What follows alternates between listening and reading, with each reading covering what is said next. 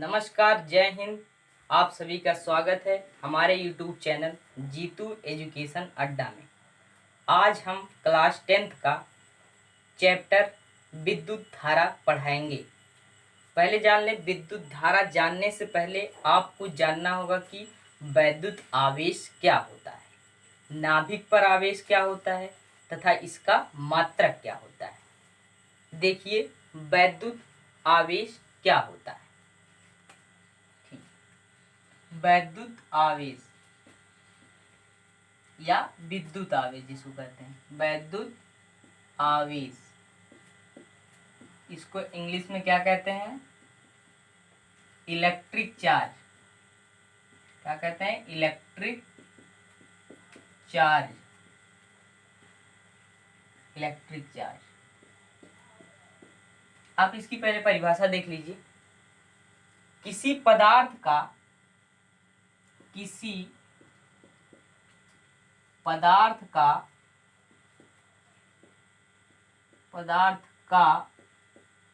वह गुण, किसी पदार्थ का वह गुण, किसी पदार्थ का वह गुण जिसमें किसी पदार्थ का वह गुण जिसके कारण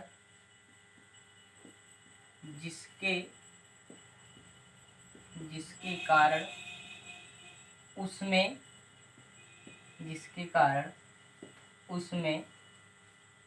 वैद्युत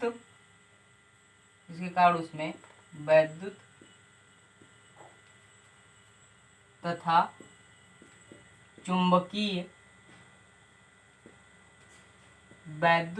चुंबकीय प्रभाव या बल उत्पन्न होता है उसे वैद्युत या विद्युत आवेश कहते हैं।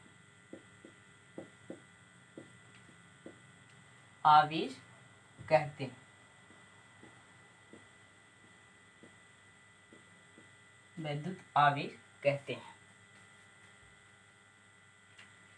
किसी पदार्थ का वह गुण जिसके कारण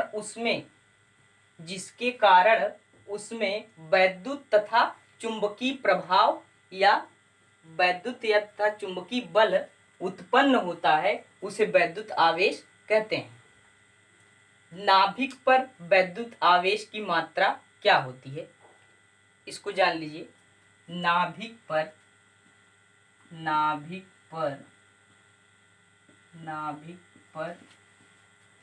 वैद्युत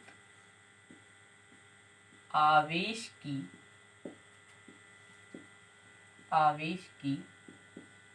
मात्रा,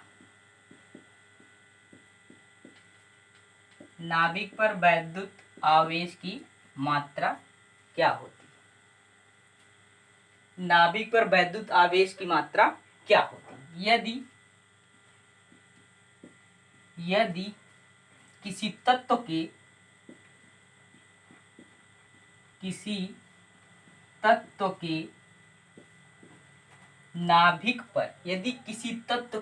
नाभिक पर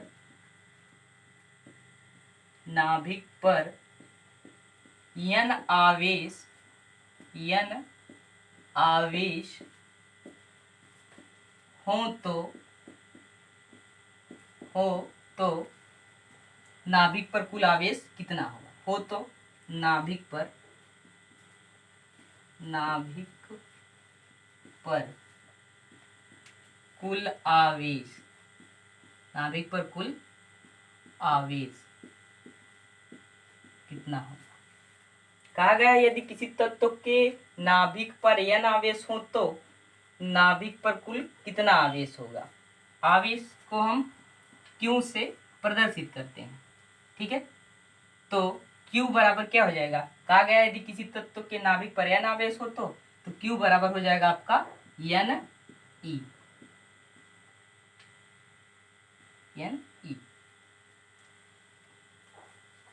अब देख लीजिए कारण का मात्रक MKS तथा CGS पद्धति में क्या होता है। पहले आप जान लीजिए कि MKS तथा CGS पद्धति क्या होता है। ठीक है, देख लीजिए यहाँ पर MKS पद्धति ठीक है, इसको देख लीजिए पहले क्या होता है। यम का मतलब होता है मीटर, ठीक है, यम का मतलब मीटर, के का मतलब किलोग्राम, के का मतलब किलोग्राम, और यस का मतलब सेकंड होता है। तो आप यम की इस पद्धति को मीटर, किलोग्राम, सेकंड पद्धति भी कह सकते हैं। ठीक है, अब देख लीजिए दूसरा पद्धति क्या था, CGS पद्धति। ठीक है, CGS पद्धति क्या होता है, देखिए CGS पद्धति, C फॉर क्या होता है आपका, C का मतलब क्या है, सेंटीमीटर। ठीक है, सेंटीमीटर, सेंटीमीटर। G का मतलब क्या है, ग्राम, और S का मतलब है सेकेंड, सेकेंड। ठीक है, तो आप CGS पद्धति को कह सकते हैं सेंटीमीटर, ग्राम, सेकेंड। ठीक है, और देखिए अब इसका मात्रक क्या होता है, आवेश का मात्रक MKS पद्धति में, MKS पद्धति में, MKS, देखिए MKS पद्धति में आवेश का मात्रक क्या होता है। ठीक है, देखिए MKS पद्धति में होता है एम्पियर, एम्पियर, एम्पियर सेकंड या कूलाम, या कूलाम। ठीक है, आवेश का मात्रक MKS पद्धति में क्या होता है, एम्पियर सेकंड या कूलाम। ठीक है, CGS पद्धति में देखिए आवेश का मात्रक क्या होता है, CGS पद्धति में आवेश का मात्रक क्या होता है। ठीक है, सेक्टर कूलाम या स्टेट कूलाम, स्टेट कूलाम होता है। तो आपसे कोई पूछेगा कि आवेश का मात्रक MKS पद्धति में बताइए, तो आप तुरंत बता देंगे कि MKS पद्धति में मात्रक होता है एम्पियर सेकंड या कूलाम होता है। ठीक है, अगर कोई पूछे CGS पद्धति में आवेश का मात्रक बताइए, तो आप कहेंगे सेक्टर कूलाम या स्टेट कूलाम होता है। चलिए देखिए इलेक्ट्रॉन पर आवेश क्या होता है, इलेक्ट्रॉन तथा प्रोटॉन पर दोनों पर आवेश क्या होता है, आप लोग देखिए। ठीक है, इलेक्ट्रॉन पर आवेश, इलेक्ट्रॉन पर, इलेक्ट्रॉन पर आवेश, इलेक्ट्रॉन पर कितना आवेश होता है, बहुत बार पूछा जाता है। देख लीजिए इलेक्ट्रॉन पर आवेश कितना होता है, इलेक्ट्रॉन पर आवेश, इलेक्ट्रॉन पर आवेश बराबर होता है 1.6 इंटू 10⁻⁹ कूलाम। कूलाम इसलिए लिखा गया क्योंकि आवेश का मात्रक ही होता है कूलाम। तो इलेक्ट्रॉन पर आवेश कितना होगा, 1.6 इंटू 10⁻⁹ कूलाम। अब देख लीजिए प्रोटॉन पर आवेश कितना होता है, प्रोटॉन पर आवेश, दोनों पर जो है आवेश सेम होता है, बस इतना फर्क है, इलेक्ट्रॉन पर जो है आपका माइनस होता है और प्रोटॉन पे जो होता है आपका प्लस होता है। ठीक है, तो 1.6 इंटू 10⁻⁹ कूलाम।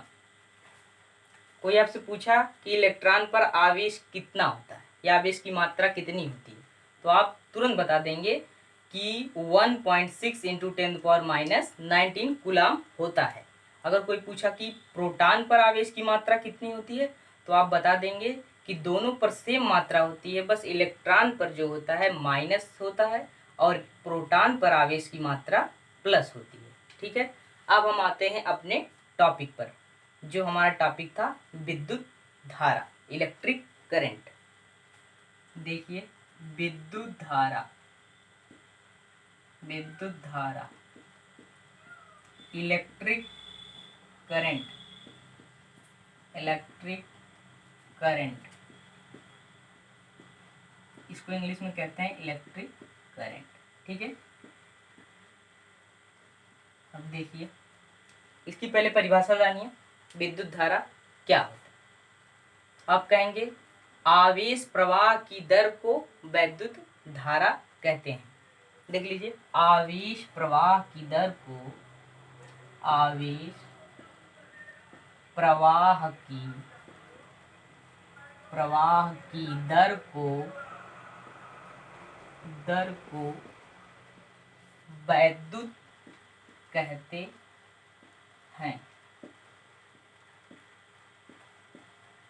हैं, या चलिए दूसरा परिभाषा देखते हैं विद्युत धारा की। ठीक है, दूसरी परिभाषा क्या है इसकी, देख लीजिए। एकांक समय में, एकांक समय में, एकांक समय में प्रवाहित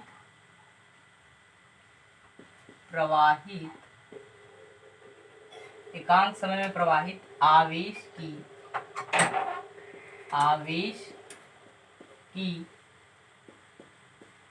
एकांक समय में प्रवाहित आवेश की मात्रा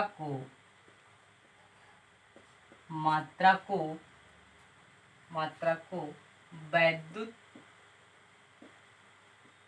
धारा I कहते हैं, धारा I कहते हैं, वैद्युत धारा I कहते हैं। एकांक समय में प्रवाहित आवेश की मात्रा को वैद्युत धारा कहते हैं। अब देख लीजिए वैद्युत धारा बराबर होता क्या है। ठीक है, वैद्युत धारा बराबर क्या होता है, देख लीजिए। यदि किसी चालक तार में, यदि किसी चालक तार में T समय में, यदि किसी चालक तार में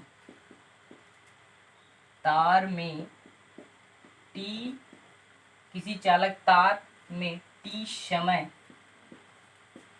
में, चाल में, यदि किसी चालक तार में T समय में Q कूलाम, T समय में Q कूलाम आवेश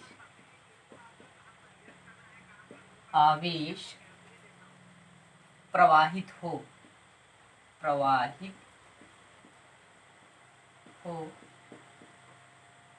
तो विद्युत धारा बराबर,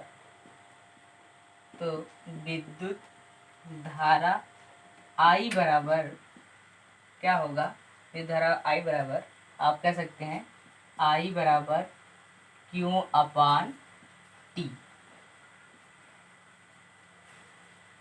तो यदि किसी चालक तार में T समय में Q कूलाम आवेश प्रवाहित हो तो विद्युत धारा I बराबर I = Q/T होगा। ठीक है, अब देख लीजिए विद्युत धारा का मात्रक क्या होता है। विद्युत धारा का मात्रक, विद्युत धारा का मात्रक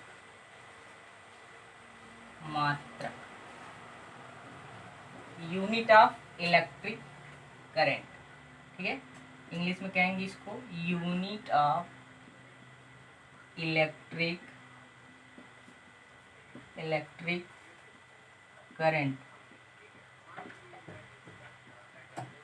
ठीक है, देखिए विद्युत धारा का मात्रक क्या है। विद्युत धारा का मात्रक, इसका मात्रक होता है आपको बताए थे कि पहले ऊपर देख लीजिए, यदि किसी चालक तार में t समय में q कूलाम आवेश प्रवाहित हो तो विद्युत धारा I बराबर, क्या बताते हैं, I बराबर Q/T। तो अब देखेंगे विद्युत धारा का मात्रक क्या होता है। मात्रक बराबर लिखेंगे यहाँ पर, मात्रक बराबर, इसका मात्रक होता है कूलाम प्रति सेकंड। कैसे आए कूलाम प्रति सेकंड? क्योंकि आप जानते हैं आई मतलब विद्युत धारा, I बराबर Q/T होता है। तो कूलाम आवेश का मात्रक क्या होता है, कूलाम, और समय का मात्रक सेकंड होता है। ठीक है, तो इसका विद्युत धारा का मात्रक क्या हो जाएगा, कूलाम प्रति सेकंड हो जाएगा। अतः इसको लिख सकते हैं आप, कूलाम बटी सेकंड को हम एम्पियर भी लिख सकते हैं, एम्पियर भी लिख सकते हैं। ठीक है, मतलब कि आप कह सकते हैं कूलाम बटे सेकंड को एम्पियर। ठीक है, ए कंटेंट के साथ जय हिंद।